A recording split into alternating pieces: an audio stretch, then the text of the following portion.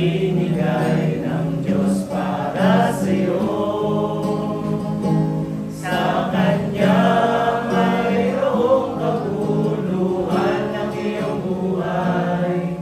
Sa Kanya may pag-asa na bibilang na tunay. Sa Kanya may kaligtasan kung ika'y mananampalataya. Sa Kanya may pag-asa. Sa Kanya. Sa umaga't maghapon ika'y litong-lito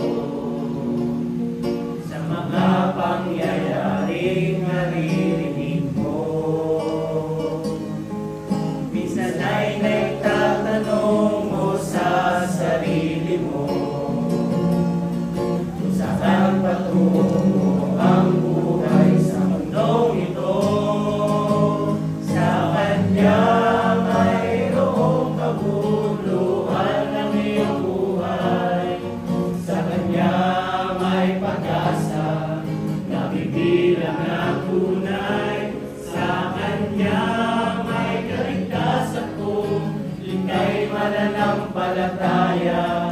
Sa Kanya may pag-asa. Sa Kanya inuubos mo ang